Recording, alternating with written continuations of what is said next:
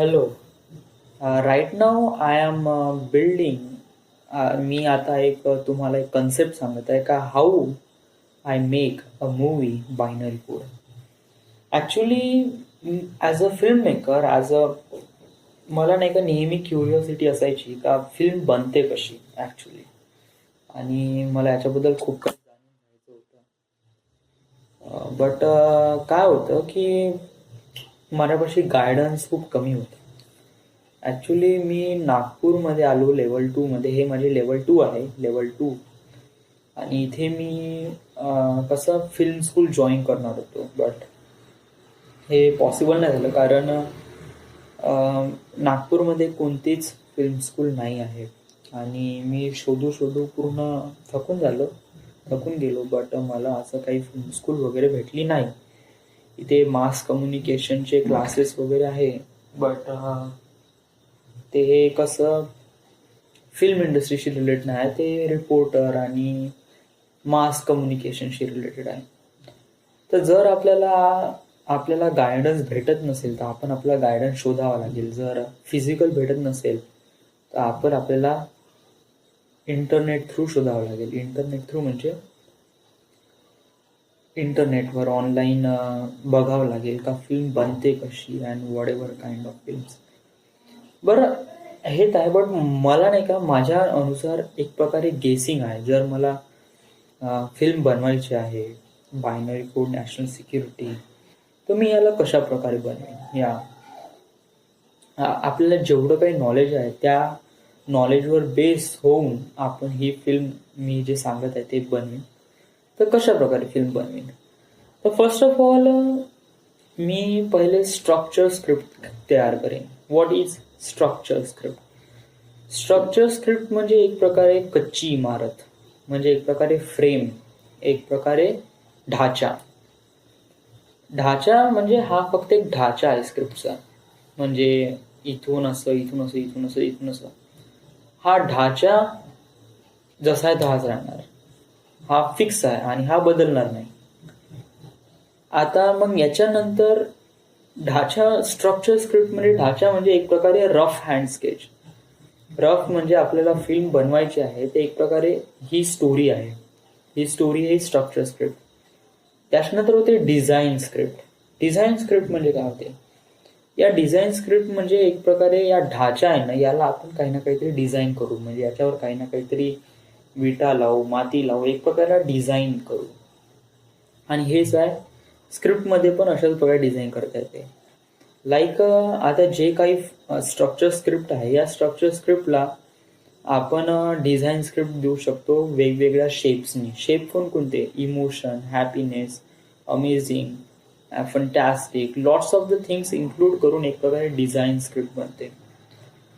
आणि त्याच्यानंतर बनते फायनल स्क्रिप्ट. फायनल स्क्रिप्ट म्हणजे एक प्रकारे फायनल स्क्रिप्ट म्हणजे जे चेंज होत नाही, त्याच्यामध्ये डिझाईन आणि पूर्ण कम्प्लीट झालं. तर हे झालंय. बरं, याच्यामध्ये अजून काय असते. ॲक्च्युली डिझाईन स्क्रिप्टमध्ये खूप काही सांगण्यालायक खूप आहे.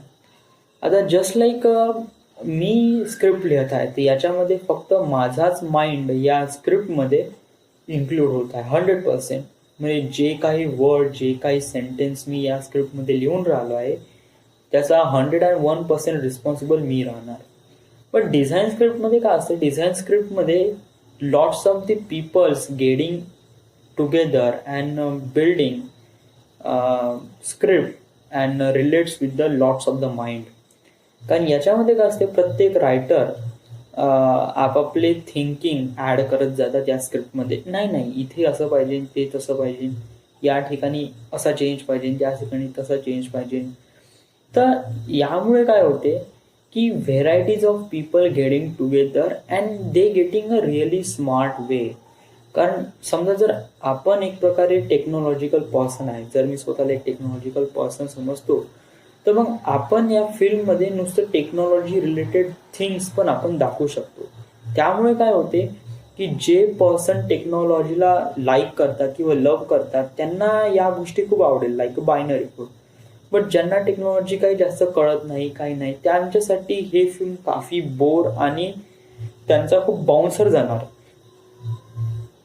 तर मग याच्यावर सोल्युशन काय? याच्यावर सोल्युशन आहे का प्रत्येक जणाचे रिव्ह्यूज वगैरे जाणून घेणं. रिव्ह्यूज म्हणजे काय? प्रत्येक जण रायटर्स आपापल्या थिंग्स, आपापल्या गोष्टी, आपापल्या विचार या स्क्रिप्टमध्ये मांडतात आणि त्याच्यानंतर एक फिल्म बनते जे की बहुत अमेझिंग बनते, कारण याच्यामध्ये टेक्नॉलॉजी पण असते आणि various kind of writer getting things getting in mind in to it.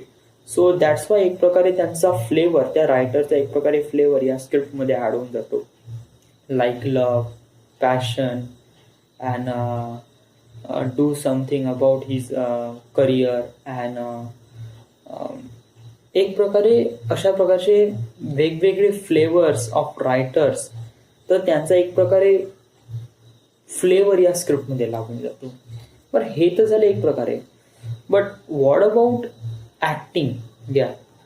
कारण स्क्रिप्ट एक प्रकारे रनिंग आहे. जे माझी बायनरी स्क्रिप्ट आहे, बायनरी कोड आहे, याची स्क्रिप्ट कशी एक प्रकारे रनिंग आहे. याच्यामध्ये जे डायलॉग्स आहे ते ॲक्शन अनुसार प्रेझेंट केलं जात आहे, ॲक्शन अनुसार. तर जर आपण ॲक्शनच नाही करू तर आपण ते स्क्रिप्टला कशा प्रकारे प्रेझेंट करू? तर याच्यामध्ये एक प्रकारे काय होतात की व्हेरियस काइंड ऑफ ॲक्टर्स या फिल्ममध्ये येतात. ॲक्टर्स म्हणजे कोणते? मोठे मोठे ॲक्टर्स नाही, म्हणजे जे फायनल ॲक्टर ते नाही. लाईक आता मी रोहन तेंडुलकरचा कॅरेक्टर प्ले करत आहे आणि मीच डिरेक्टर आहे आणि मीच या फिल्मचा एक प्रकारे हे होऊन राहिलो, तर मी पण या ॲक्टरमध्ये जे बेस स्ट्रक्चर डिझाईन स्क्रिप्ट बनवण्यासाठी जे ॲक्टर्स लागतात ते मी एक प्रकारे लो बजेट ॲक्टर ज्यांचा उपयोग फक्त आपण ॲज अ स्क्रिप्ट डिझाईन करण्यासाठी आपण इस्तेमाल करू शकतो.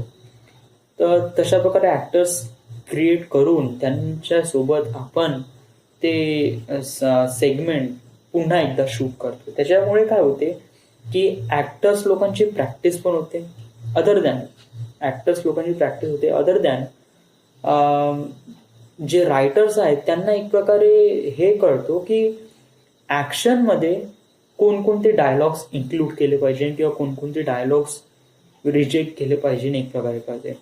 अदर दॅन या शूटिंग सेशनमध्ये कॅमेरा क्रूला पण खूप जास्त फायदा होतो, कारण एक प्रकारे रफ हँड स्केच आपल्याला त्यांना भेटते. त्यांना कळते की director what does he want to do with this act and the scene. त्या सीनला शूट करण्यासाठी त्याला कशा प्रकारचे शॉट पाहिजे हे पण या इथे डिझाईन स्क्रिप्टमध्ये हे होतात, डिसाईड होतात की कॅमेरा क्रू कशा प्रकारे काम केला जाऊ शकतो. एक प्रकारे रफ हँड स्केचमध्ये या साऱ्या गोष्टी केल्या जातात. त्यामुळे नाही का एक प्रकारे स्ट्रक्चर स्क्रिप्ट, डिझाईन स्क्रिप्ट आणि फायनल स्क्रिप्टला एक प्रकारे सगळ्यांचा फ्लेवर भेटतो. सगळ्या रायटर्सचा, कॅमेरा क्रूचा, ॲक्टिंगचा. एक प्रकारे बहुत जणांना ही स्टोरी बहुत जणांना माहीत होते आणि बहुत जणांना म्हणजे जे फिल्म क्रू आहे यांना माहीत होते आणि ते पण आता त्यांचा फ्लेवर ॲड करून एक प्रकारे बहुत अमेझिंग स्क्रिप्ट आणि बहुत नाईस स्क्रिप्ट आपण इथे क्रिएट केली आहे, final script. But what about after?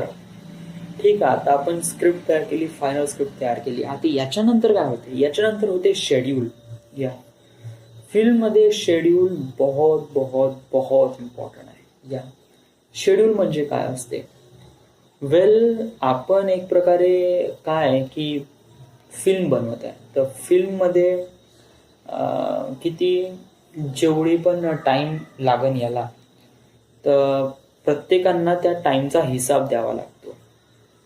Like actors, director हे तर झाले, बट अदर फिल्म क्रू जे पण याच्यात काम करतात, हे शेड्यूल म्हणजे काय असते? या शेड्यूल म्हणजे एक प्रकारे टाइम टेबल असते का ते काम केव्हा करायचं आहे आणि कसं करायचं आहे. लाईक आता एक सीन आहे ज्याच्यामध्ये आपल्याला एक प्रकारे तो रोहन तेंडुलकर आणि नैनाचा रात्रीचा सीन शूट करायचा. तर त्या सीन शूट करण्यासाठी आपल्याला कोणकोणत्या गोष्टीची गरज लागते? फर्स्ट ऑफ ऑल ते कॅरेक्टर रोहन, नैना या हे दोघं जण असणं गरजेचं आहे. तर या दोघांचे डेट्स घेणं इम्पॉर्टंट आहे त्या दिवशी. प्लस हा जो सीन आहे तो नाईटमध्ये आहे. नाईट रात्री 2:30 वाजता याला प्रेझेंट केला फिल्ममध्ये. आपण आपण एवढ्या रात्री जरी आपण शूट करू तर कसं हे होणार नाही. ते एक प्रकारे आपण संध्याकाळी 8-9 वाजता शूट करू. तर तेव्हा तेव्हा तेव्हाची लोकेशनमध्ये तो टाइम, त्या लोकेशनवर असणारे कॅमेरा क्रू तिथे असले पाहिजे, लाइटिंग क्रू सगळे तिथे असले पाहिजे. तो सीन, तो लोकेशन, तो स्क्रीन शॉट करण्यासाठी ज्या ज्या गोष्टी लागते त्या साऱ्या गोष्टी तिथे अवेलेबल असणं गरजेचं आहे. आणि या साऱ्या गोष्टी तिथे अवेलेबल केव्हा कोण करून देते, हे शेड्यूल करून देते. कारण एक प्रकारे शेड्यूल असते का या दिवशी तुम्हाला या सीन शूट करण्यासाठी तुम्ही सगळेजण इथे असणं बहुत जास्त गरजेचं आहे. तर एक प्रकारे हा शेड्यूल फिल्म क्रूला दिला जातो का या दिवशी यांचं हे काम आहे, यांना इथे यावंच लागेल. या दिवशी ॲक्टर्सला हे काम आहे, यांना इथे यावंच लागेल. 101%. कारण आपण त्यांची डेट्स घेतली आहे. जर आपण शेड्यूल बनवला नाही तर व्हॉट विल हॅपन. जर आपण शेड्यूल बनवला नाही तर काय होऊ शकते. आता कधी कधी कोणालाही प्रॉब्लेम येऊ शकते. लाईक आता एक सीन शूट करायचा आहे ज्याच्यामध्ये हिरोईननी म्हणलं का माझं पोट दुखत आहे आणि मी नाही घेत, तर त्यावेळेस काय होते, खूप मोठा लॉस होते. कारण त्यावेळेस हिरोईन नाही येत म्हणलं तर त्यावेळेस कॅरेक्टर प्रेझेंट नाही राहणार. जर कॅरेक्टर प्रेझेंट नाही राहणार तर शूट कोणाला करणार, तर कॅमेरा क्रू. आणि ते त्या सीनला शूट करण्यासाठी जे लागणारे लोक आहेत त्यांना तिथे त्या लोकेशनवर बोलवलं होतं, त्या लोकेशनचा दिवस वाया जातो, काम बिलकुल होत नाही, पैसा पण वाया जातो, टाइम पण वाया जातो. टाइम कम वाया जातो कारण तो सीन आपल्याला पुन्हा शूट करावा लागतो. पुन्हा जेव्हा ते ॲक्टर्स रेडी असेल तेव्हा, तर तेव्हा पण सगळेजण असणं गरजेचं आहे. म्हणजे ज्या दिवशी त्यांनी काम नाही केलं त्या दिवशी तर पैसे तर द्यावेच लागेल त्यांना, बट अनादर डे सुद्धा त्यांना द्यावं लागेल कारण ते पुन्हा काम करण्यासाठी. कारण दुसऱ्या दिवशी तो शॉट घेऊ शकत नाही, आपल्याला नेक्स्ट शॉट घ्यावा लागेल. कारण नेक्स्ट शॉटसाठी जे पर्सन बोलवले गेले आहे ते लोक डिफरंट आहे. तर डिफरंट आहे म्हणजे वेगवेगळे क्रू मेंबर आहे. तर काय होते का एक प्रकारे लोचा होऊन जाते. आणि हे लोचा कमी करण्यासाठी शेड्यूल गरजेचं आहे. एक प्रकारे शेड्यूल बहुत जास्त इम्पॉर्टंट ठरते. एक वेळा शेड्यूल रेडी झाला तर झालं.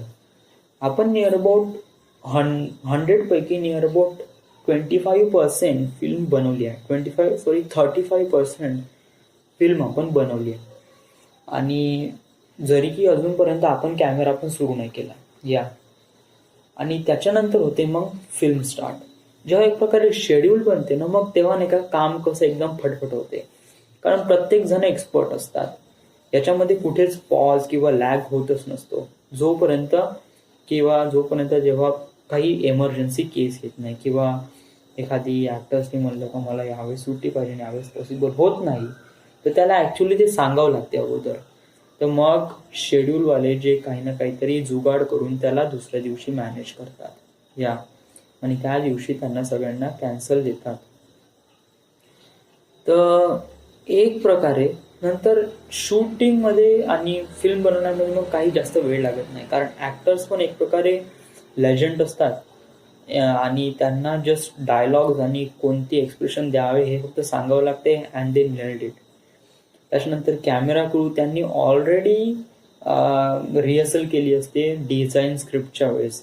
तर त्यांना पण माहीत असते का कोणते पॅरामीटर इम्पॉर्टन्स आहे या फिल्ममध्ये शूट करण्यासाठी. अनदर दॅट ह्या फिल्ममध्ये सगळ्या गोष्टी एकदम कामावर होते. बट वन थिंग जे बहुत वेळ लावते ते आहे ग्राफिक्स इंटिजर. कारण या फिल्ममध्ये ग्राफिक्स जर चांगले द्यायचे असं म्हणले तर एक प्रकारे बहुत वेळ लागते. कारण नाही का एक छोटासा सीन असतो ग्राफिक्सचा नियर अबाउट 1 किंवा 2 सेकंदचा. आणि या 1 किंवा 2 सेकंदचा शॉट बनवण्यासाठी कधी कधी यांना नियर अबाउट 1 महिना लागून जाते. म्हणजे याच्यामध्ये फ्रेम बाय फ्रेम चढवते आणि त्याच्यानंतर त्या एक प्रकारे त्या स्क्रीनला त्या शॉटला एक प्रकारे बहुत व्हॅल्युएबल आणि रिअलिस्टिक बनवते.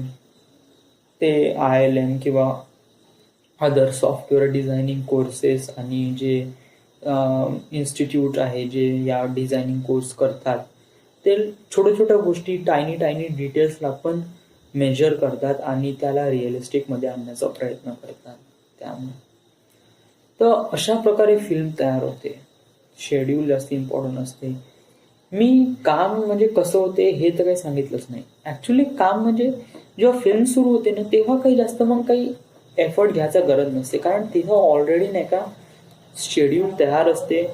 कोणाला कोणतं आणि कसं काम करायचं असते आणि सगळेजण एक्सपर्ट असतात त्यांच्या कामामध्ये. तर इतका जास्त वेळ लागत नाही आणि पटापट होऊन जाते. ॲक्शन, डायलॉग्स, ड्रामा जे काय आहे ते इट्स बीन कम्प्लिटली.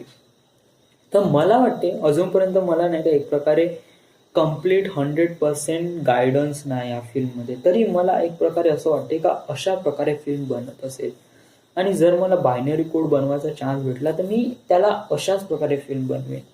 मी याला प्रत्येक पॅरामीटर्सवर फीडबॅक लावीन. कारण एक प्रकारे मला नाही का control system, close loop control system मला इथे ॲक्वायर पाहिजे. कारण मला एक प्रकारे माझ्या चुकीतून मला कळलं पाहिजे. आफ्टर दॅट मला या फिल्ममध्ये एक प्रकारे फीडबॅक पण पाहिजे.